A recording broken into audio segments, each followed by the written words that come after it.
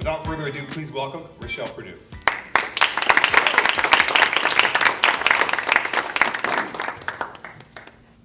Have you ever failed to set healthy boundaries to the point where it compromised your business goals or your health and your well-being? Raise your hand. Go ahead. Am I the only one?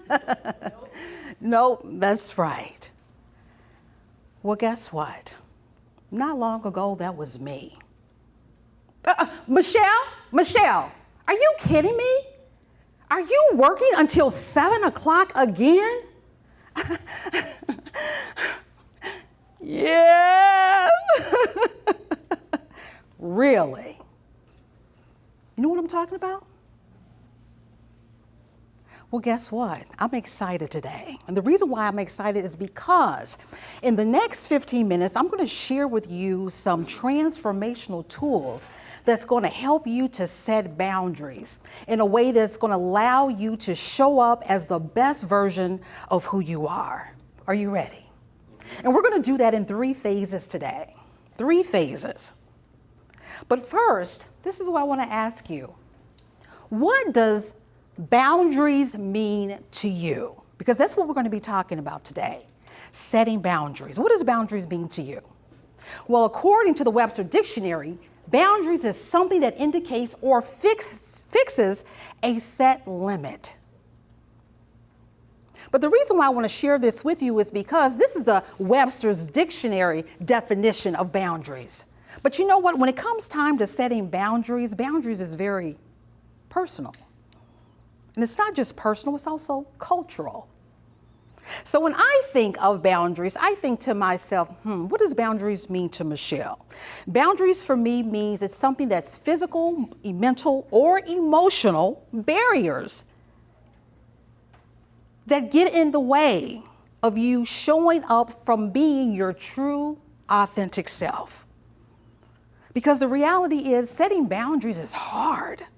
It's hard work. It's not easy to set boundaries. If it was easy, we would all be doing it, right? We'd have less stress, we'd have less burnout, and so many other things that come with that. I want to talk to you about how should I say this? Not only what stops us from setting healthy boundaries? What gets in the way? And when you think about your upbringing, 9 times out of 10, you learned how to set boundaries from your parents.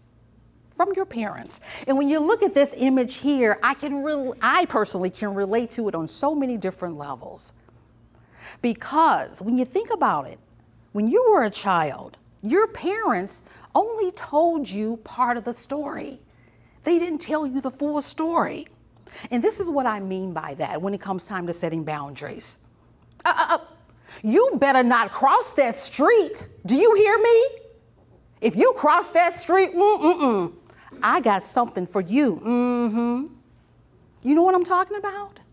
But instead, your mother could have said, you know what? I don't want you to cross that street, baby, because I love you.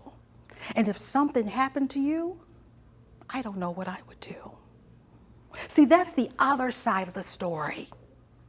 And then there's, you know what? If you talk back to me one more time, I'm really going to get you good. See, I brought you into this world and I will take you out. You see what I'm saying? You see, so sometimes our parents only tell us part of the story. Whereas they could have said, you know what? Every time you talk back to me, guess what? I feel disrespected. I feel as if you do not appreciate who I am and what it is that I've done for you. But see, our parents don't tell us that. And so unfortunately, what happens is we start to internalize that. So we know what it's like to be on the other end of hearing that word no. So when it's time for us as adults to say, hey, enough is enough, we can't do that because we know what it's like to be told no and not the whole story. Barriers to setting healthy boundaries. What are some of the things that happens as a result of not setting healthy boundaries? Well, guess what? It affects your time management. It affects your ability to say no to other people in terms of protecting your time. And a lot of times we take it for granted. You know what? We take it for granted in the sense that we allow ourselves to compromise the essence of who we are, simply because we can't say no. And as I said before, it's not easy. So when you feel as if you are starting to compromise your time with other people, I want you to start asking yourself some key questions. And to be honest with you, what I'm saying to you is not new.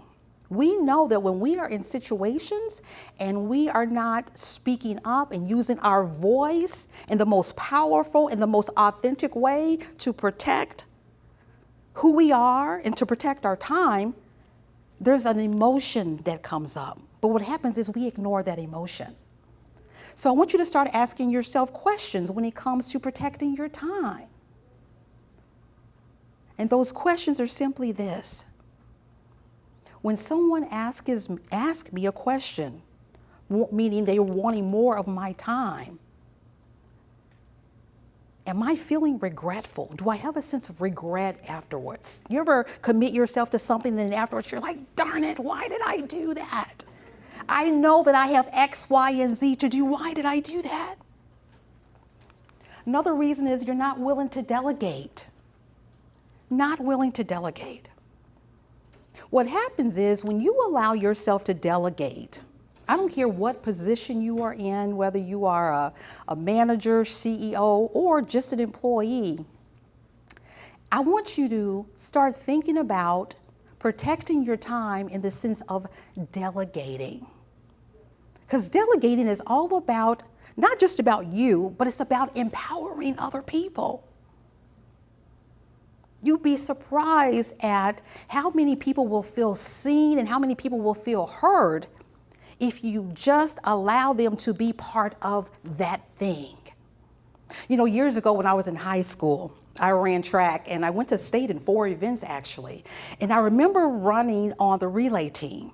And I remember waiting for the baton to be passed to me, right? I'm looking back and I'm waiting. Can you imagine if you were waiting for the baton to be passed to you and the person who is supposed to pass you the baton, you just slowly watch them pass you by?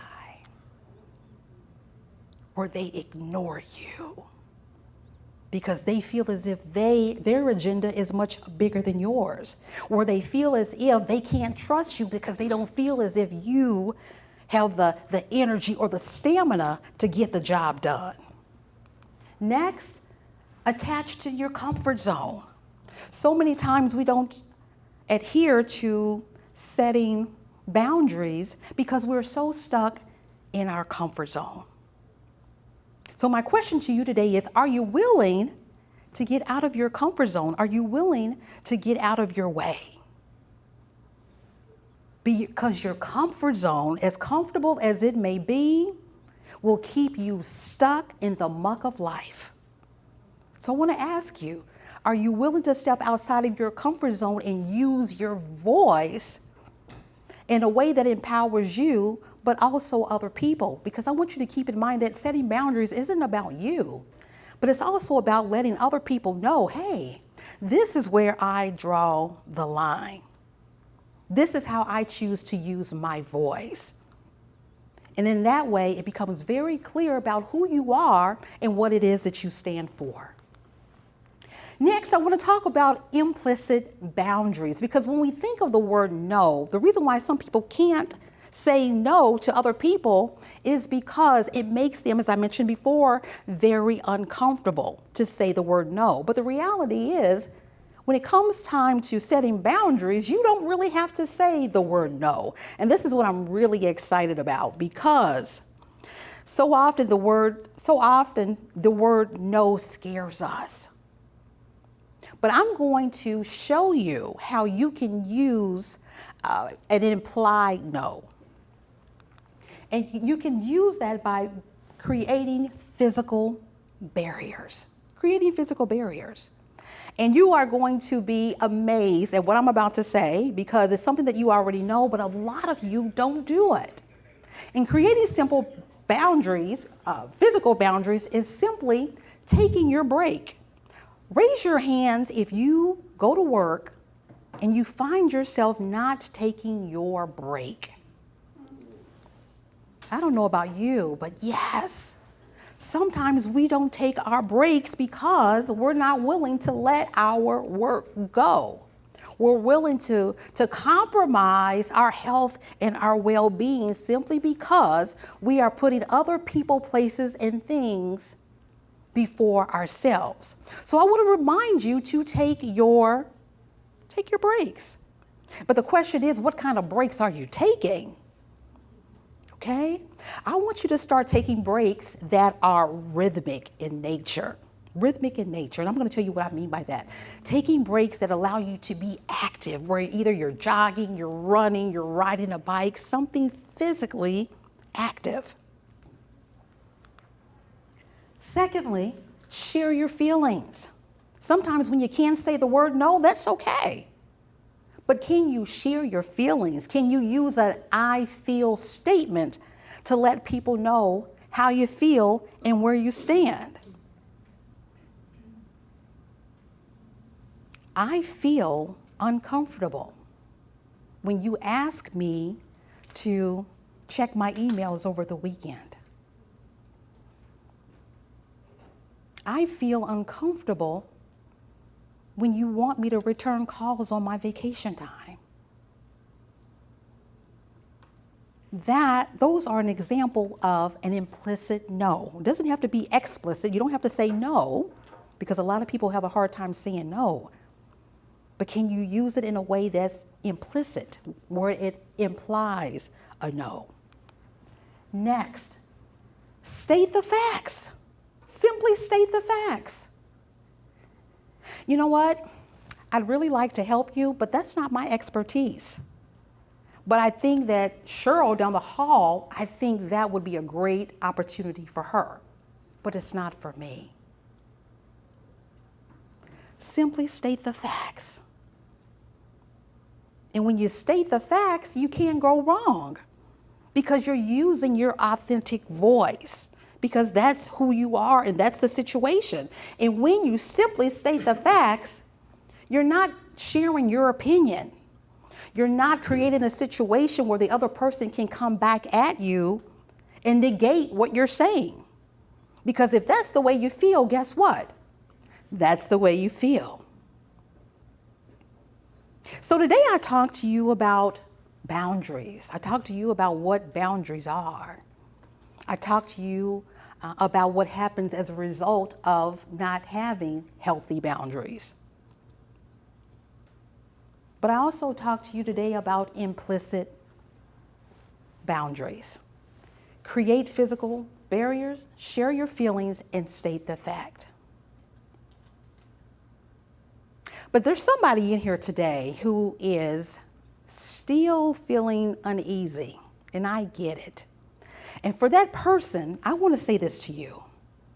I ponder, wondering why you sit in the midst of your meekness, too afraid to voice your uniqueness, smothering your inhibitions, your inner voice, giving into your weakness. Speak up. I feel your pain. There was a time when we were one of the same, lacking the confidence needed to speak with empowered words, too afraid to step in your greatness so that your voice could be heard. Speak up. Stand in your power. Don't play small, because when you do, it not only impacts you, it robs us all. Thank you.